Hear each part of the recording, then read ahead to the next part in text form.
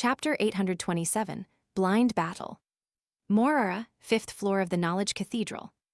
A law enforcer in a black robe stood at the window, looking at the entrance to the underground mausoleum, which resembled the mouth of a giant beast. In his eyes, Lumien's figure could be seen descending the gray-white stone, steps one by one. Elsewhere in Morara, Albus Medici stood by another window. However, his gaze was not on the nearby buildings, but on the cemetery and Lumien, neither of which could be seen from this street. "Is it starting?" the descendant of the Red Angel chuckled. Blindfolded, Lumien moved steadily through the darkness, guided by the mental map in his mind, approaching the location of the abscessed hand's head. "This is the end. I need to turn left. It's exactly like the diagram in the book." Lumien reached out his right hand, not holding the carbide lamp, and touched something cold and hard. It was likely a wall. He then turned left, walked a bit further, and stopped. He sensed the abscessed hand's head was just a few meters to his right, while the surroundings were eerily silent. Lumien turned, extending his right hand in that direction, but he only felt an equally cold, hard wall. Behind the wall, according to the diagram, there should be a room behind here, and the door is about 5 meters ahead. Even though he couldn't see, the importance of knowledge became evident in this situation. Counting his steps, he reached what should be the door and felt around, finding the wooden board. He fumbled for the handle, gently twisted it, and pushed open the slightly ajar door. Meanwhile, he mused internally. Albus casually threw it, and the hand bro's head ended up here. Even if it bounced around, it shouldn't have gotten this far. Even though it's not very far from the entrance, there were 2 turns, and the door is even closed. Did the door close afterward? Growing more cautious, Lumien listened for any sounds beyond the door. It was completely silent. He slowly entered the room, moving towards the corner from which the rotten stench emanated, his connection to the abscessed hand growing clearer. His right hand was ready to draw the sword of courage from the traveler's bag at any moment, while his left, holding the carbide lamp, reached for abscessed hand's head. The head was higher than he expected, placed on a shelf rather than the ground. Suddenly, his fist brushed against something slimy and damp, which wriggled slightly. 5 cold, finger-like things instantly grabbed Lumien's left fist.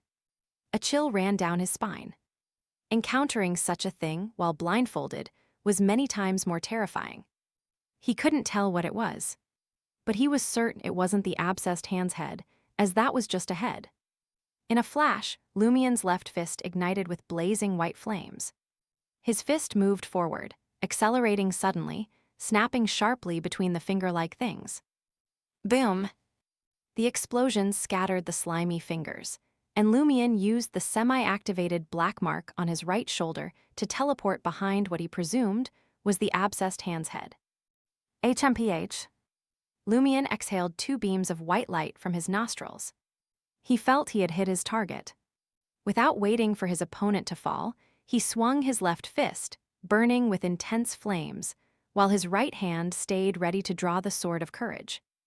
Bang! It felt like hitting an elastic, dead wood. He unleashed his accumulated flaming forces. Boom! The violent blast pushed the slimy wood forward a bit. Then there was silence, with no sound of something hitting the ground. Cautiously, Lumien transformed into a blazing white spear and charged. He felt himself piercing through a withered tree filled with rust and flesh, landing in front of the abscessed hand's head amidst a strong, pungent odor. There was no resistance, no real counterattack. "Is it over?" Lumien, still blindfolded, felt uneasy. He kept his right hand in the traveler's bag, holding the carbide lamp's handle with his mouth, reaching up with his left hand, prepared to use the spirit world traversal if needed. In the still atmosphere, Lumien touched the slimy, foul-smelling, limp flesh and greasy, disgusting weeds. This should be hand bro's hair, no other abnormalities. Lumien mustered his courage and continued feeling around. Soon he touched a decaying neck, then a wounded shoulder. A shoulder.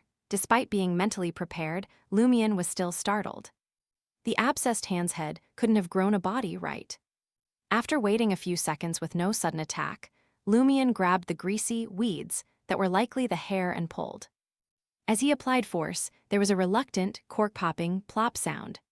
His center of gravity wavered, as if he had pulled something free. He had torn off the head. Almost simultaneously, Lumion sensed the abscessed hand's body parts inside the traveler's bag moving. But they couldn't breach the spatial barrier, only wriggling closer, pushing away other items. "This is Han Bro's head. Then who tried to shake hands with me?" Scenes flashed through Lumion's mind. A head dragging a bloody spine flying through the air, a headless body chasing it. In the mausoleum ceiling 001, there must be similar headless bodies, and one of them took Han Bro's head, attaching it to its neck. No wonder Albus's casual toss brought Han Bro's head all the way here. Lumion quickly guessed, finding the situation both amusing and horrifying. If the headless body and the abscessed hand's head stayed together for months, something terrifying might happen. Lumion didn't dare put the head in the traveler's bag, which would inevitably cause the body parts to reunite, summoning the abscessed hand.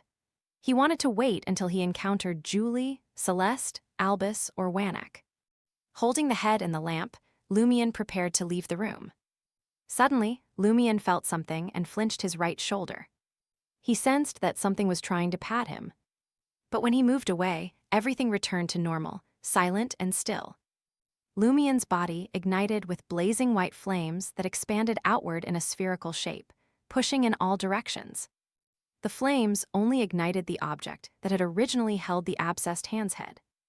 Unable to see, Lumion didn't dwell on what had tried to pat his shoulder. Recalling the earlier battle, he quickly determined his position and direction. Then he walked steadily back to the door and exited, acting as if he could see every detail around him. Finally obtaining the abscessed hand's head gave Lumion a bit of confidence. Using the mental map he had formed, he made his way to the lowest level of the underground mausoleum, filled with puppet soldiers. Blindfolded with layers of white bandages, he occasionally turned right, walked forward, descended stairs, and fumbled to open heavy or simple doors. He didn't forget to activate the brass amulet in ancient Hermes, listening with one ear and monitoring his surroundings with the other.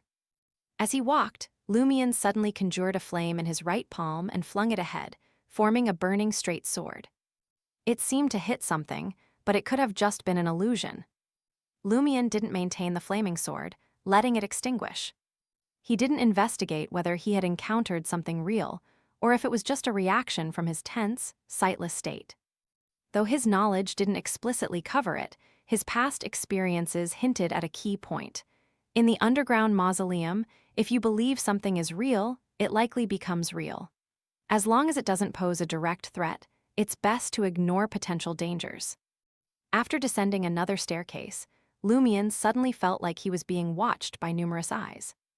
At that moment, he had the urge to tear off his bandages and see what was happening. Plop! A cold drop of liquid fell on the back of his left hand. It felt sticky, but there was no smell of blood. Plop, plop, plop. The cold droplets increased, falling faster and faster like a sudden downpour. Inside the mausoleum, 20 to 30 meters underground, it started to rain. What the hell is going on? What's around me? The book only mentioned a hall here, straight ahead to the exit, but it didn't provide a detailed layout or mention anything special inside. Lumion endured the soaking rain, and, under countless watching eyes, stepped forward with his right foot. Thud! A drum beat suddenly sounded, as if striking Lumion's heart, making him feel like he wanted to spit out blood. Thud, thud, thud. The drumming grew clearer and more intense. Lumion also faintly heard a soft, scratching chuckle.